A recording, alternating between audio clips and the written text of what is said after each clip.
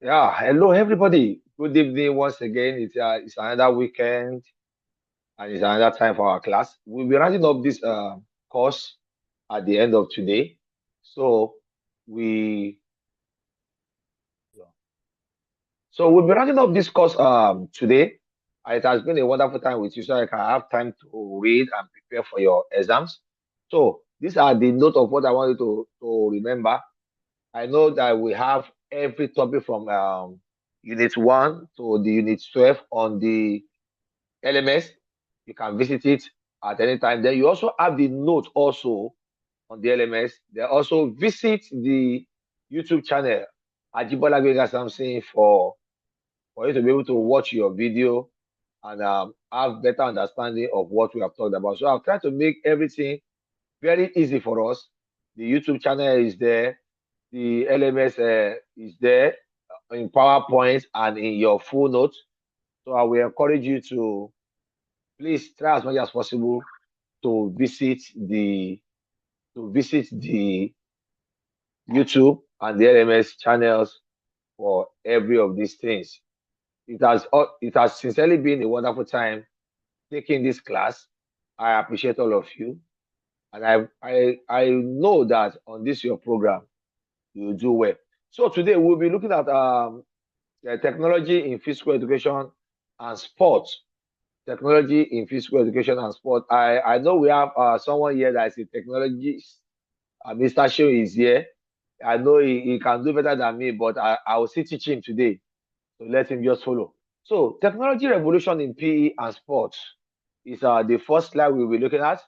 Technology has fundamentally changed how we approach physical education and sports in Nigeria and in the global world. It enhances student engagement and personalized learning. Is a critical tool for optimizing athletic performance. So technology is not just anything, it's a critical tool for optimizing athletic performance. Why technology really matters? Because the world is evolving, things are changing. We are moving away from the traditional ways that we do things before to a better way of doing it. So, why technology matters? I will give you some reasons why it matters. One, it makes lesson more engaging and accessible. Like now, I am doing a video, I am teaching. I will post this video on the LMS. I will post this video also on YouTube that you can easily go to at any point in time to watch and see understand what this lesson is talking about. Number two, it enables personalized feedback and data-driven decisions. The number three is offers learning opportunities that traditional method alone cannot provide. Learning these days cannot only be done by traditional methods. So it offers opportunities that even the traditional method of face-to-face and so on cannot provide for individuals. So with those points, it really matters. Then common applications in physical education or PE. With some of the applications, technological applications that we use now, we have this wearable like the smartwatch, the fitness trackers to monitor activities and heart rate is a new innovation in the world of physical education, as we have in other words. Then we have mobile apps that the provision of guided workout, skill tutorial, and tracking progresses. You can have just go online. You see different applications that will tell you different type of exercises that you can do for different situations of life. Then we have video analysis. This help us or helps physical educationists or match analysts or so on to be able to record and review techniques with slow motions. They now take it step by step to be able to see how it matters. They will analyze why this person is doing better when he's doing this and why he's doing better, why he's not doing better when he's doing that. So every of these applications are very important. Common application in physical education is continuous. Then exact games or VAR or AR. This helps to make activities fun, simulate activities and unavailable simulate unavailable spots.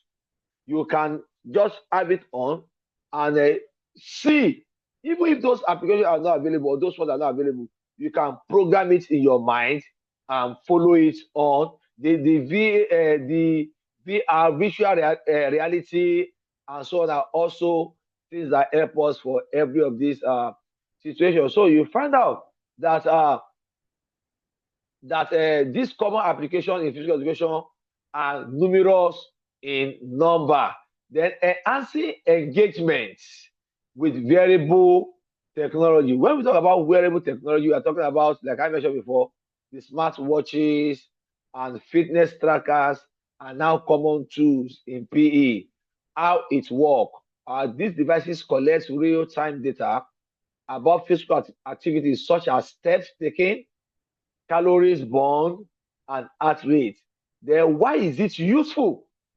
The data helps students and teachers to set and track personalized fitness goals, making exercises more engaging and relevant in nature. So it is very, very useful for us.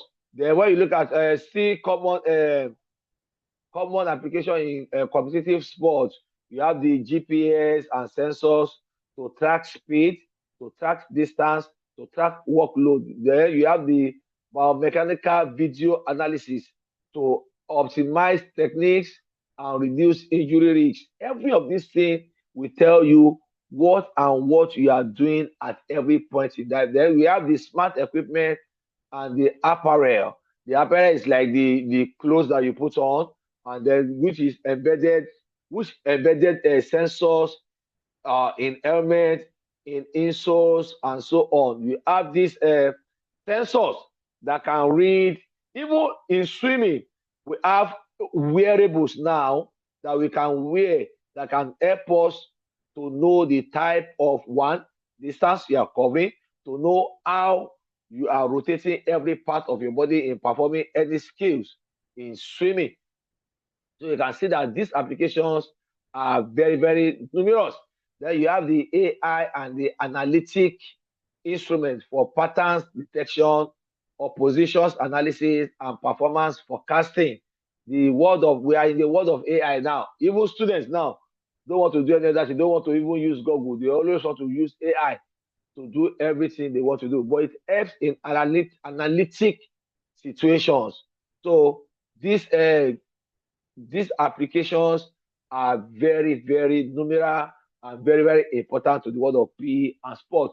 What are the benefits? What what does tech brings to the table? One, higher engagement in gamified and visual feedbacks that increases participation. It helps in personalization, training matches to enhance learners' needs, objective measurement. It removes guesswork from progressive tracking. Then greater accessibility, VR or apps can widen access to varied activities. So you can see that the benefits are numerous in nature. Then challenges and things to watch for, the cost and the digital divide. Not all schools and athletes have equal access to every of these applications. Privacy and data security. Health data must be handled carefully. Tech overload. Too many tools can confuse learners, so we must be careful not to introduce too many tools at every point in time. Then keeps hands-on physical practice at the core. You must always be ready to balance up whatsoever thing you are doing. Must always be ready to balance up whatever thing you are doing. Don't just use everything for digital when there's also opportunity for you to also do it personalizing or physically. You find out that every of these things is good for us. Practical tips for teachers and coaches. There are some things that I feel that teachers and coaches must must know about. Then start small. That is, pilot one tool and refine before scaling. Then set clear learning goals for each tech use. What do you want to achieve with this technology that you are using? What will change after using it? You must have those things at the back of your mind. Then staff must be trained and students on device usage and data privacy. You must train your staff. You must also train students on how to protect data. Then use tech to support, not replace active skill-based practices. Don't turn everything into a machine. Be involved. Do something also. It is good for the individual. So when we look at it, technology can enhance PE and sport when used thoughtfully.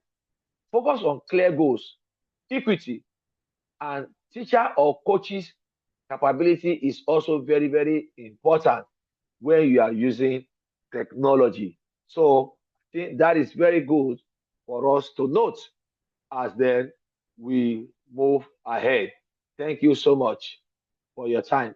So we can decide to ask our questions as we go on. So we have asked our questions in technology, in a physical education and sports. We want to go one step further to look at legal issues in physical education and sports globally and in Nigeria. Legal issues. What are those things that can put a teacher and athlete in trouble? Issues that will cause legal situations is what we want to look at in this study. So, legal liability in sports. What does it mean? Sorry, let's look at it. Legal means connected with, in accordance with, authorized or required by law. Liabilities in its own case means the state or being liable, that is responsible according to the law of the land. So, what is legal liability? Legal liability is an offense action, or situation for which court actions may be taken against an individual. The offensive situation or action that can bring above or about liability are cases of tort, negligence, and assault to athlete or to an individual. So that is what legal liability is. A tort is defined as a legal wrong resulting direct or indirect injury to another individual or to property. As a teacher, let us assume that you are to teach some students a physical education practical class. Your responsibility as an individual is one, before they even start using the facility or equipment, it is the duty of the teacher to make sure that every of those things are put in proper perspective, they are good, they are functioning, and they cannot expose any student to injury. The a tortious is a wrongful act and damages that can be claimed through court action, meaning that when you are now taken to court, the person that is taking you to court or taking the teacher to court can claim damages of a particular amount or particular thing. Then when you talk about negligence, you and I know what negligence is all about. Negligence is a common legal system usually used to achieve compensation for injuries, not accidents. Careless conduct that results in damage to another is negligence.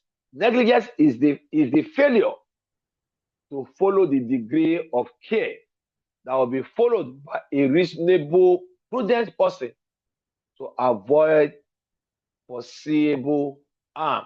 So, as an individual, as a teacher, when you take students out for practical courses, you must be alive, you must be active, you must be able to see all of them doing what you want them to do. I remember a time ago when I was teaching gymnastics in the university, and some of them decide to partake in some horse play. I had to caution them because I know if anything has happened to them, I could be sued for negligence. So I make sure that they are doing what I want them to do at the point where I want them to do it. so that I will not be found to be negligent in my duty post. Actions that can result in negligence are as follows: allowing students to use gadgets which they are not capable of using or operating, not giving adequate warming exercises, not looking for pupils who are in danger. Students are overworked to exhaustion. Those type of actions can take you to negligence, failure to examine equipment and remove the bad ones before they are used by the student. Like I said before, some of them, you need to look at those equipment before you introduce your student to it. Failure to clear the playground for possible hazard before it is used. Like I said also before, allowing a sick child to perform strenuous activities. Like normally when I go to practical classes, I will always ask my student first, if you know you are not fit, if you know you cannot do this, please take an excuse, go to the medical center to seek for help, so that you will not, because of attendance and so on, come and risk your life. Failure of a sport to give adequate instruction, a sport instructor to give adequate instruction on how to use equipment in the gymnasium can also expose you to negligence of duty, which we must all guide against. Then we look at assault in sports. It happens a lot. The following therefore constitute assault in sport: purposely causing reasonable apprehension of bodily injury in sports, knowingly making physical contact of an insulting or provoking nature with an official or opponent, neglectfully causing bodily injury to an official or opponent with a weapon are all assault in sport that we must guide against. Sport is supposed to be fun, it's supposed to be enjoyable. When you become competitive, you must be careful of not riding on other people's rights also in the world of sport. Precaution against liabilities in sport. What that means is how to avoid legal liabilities. How do we avoid legal liabilities? One, every instructor or educator should be properly trained and qualified to perform specialized work. One, two, be familiar with health status of each child. As you go to teach, it is advisable that you are familiar with the health status of every student. Be sure that both equipment and facilities are safe to use. If they are not safe to use, why expose your student to its usage? Make sure that every of the facilities that you are going to expose your student to are safe to use. Regular inspection should be made on equipment, on apparatus, and taking precaution to make sure they are safe. There is nothing as good as when you take precautions, because if you don't take precautions, you will be exposing yourself to this danger of legal liability that you're talking about. Group students of equal abilities on the same competitive level. It is good you know your students, you know the ability of Elijah, you know the ability of Stephanie, you know the ability of Sarah, you know the ability of Smith, you know the ability. So it is advisable that you group them into the same learning group so that they can complement one another. So you find out that with every of these things, we must be careful so that we will not be exposing ourselves to any legal liability as we go on in the world of sport. So, ladies and gentlemen, this is going to be where we will end our class. So, I wish all of you good luck in your exams. Maybe I will try and look for one or two times where we can still come together and remunerate on what we have done so far in this course. So we'll look for time. It might not be next week, but maybe in a fortnight, we'll look at what we have been able to achieve together so that we can get to where we are going to. So, ladies and gentlemen, I will end this class here today after our questions, and then we'll meet one more time to be able to revise on everything we have done, where you can also have time to ask questions, and then we call it a day. So thank you for your time this evening. I appreciate you all. Ladies and gentlemen, thumbs up for you. I wish you luck in your daily and yearly endeavors.